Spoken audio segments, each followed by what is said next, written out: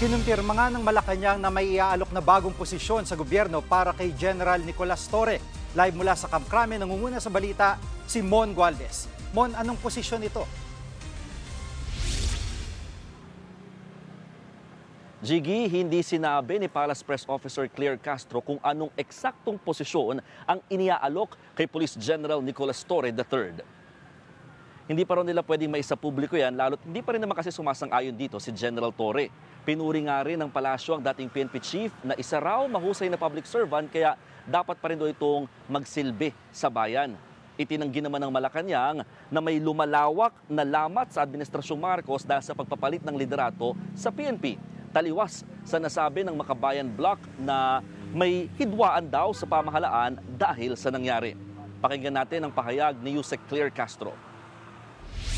Huwag naman natin masabi nagkaroon ng messy transition because nagkausap naman po sila at alam po natin na naiintindihan ni General Torre kung ano yung naganap at nirerespeto rin po niya kung ano po yung naging desisyon ng Pangulo.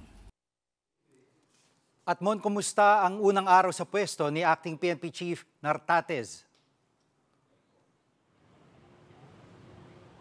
Jiggy, napuno ng kaliwat ka ng mga meetings at interviews itong si Lieutenant General Jose Melencio Nartates Jr. bilang Acting Chief ng Philippine National Police.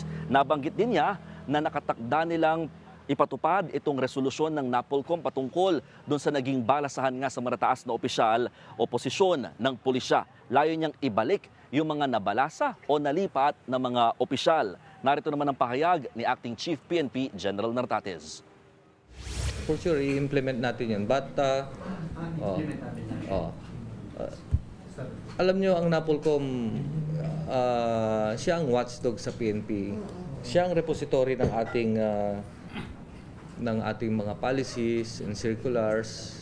Pagka hindi natin sinunod, para saan pa yung batas, no? Bagamat wala pang order o formal na utos, Jiggy, nasabi rin ni General Nartates na pinag-aaralan nila ang pagpapalit ng PNP spokesperson na pinangahawakan ngayon ni Police Brigadier General Jean Fajardo. Para kasi kay Nartates, mas maigi daw na pag-isahin na lamang ito sa Public Information Office ng PNP na pinangungunahan naman o pinamumunuan ni Police Brigadier General Randolph Tuanyo. Habang si General Fajardo, nananatili pa rin daw sa ngayon bilang direktor ng Directorate for Controllership ng Pambansang Pulisya. Balik sa iyo, Jiggy. Yan ang ulat ni Mon Gualvez live mula sa Camp Crame. Mga kapatid, Jiggy Manikad po. Pagdating sa mahalagang balita sa loob at labas ng bansa, dapat una sa lahat, mag-follow at mag-subscribe na sa social media pages ng News 5.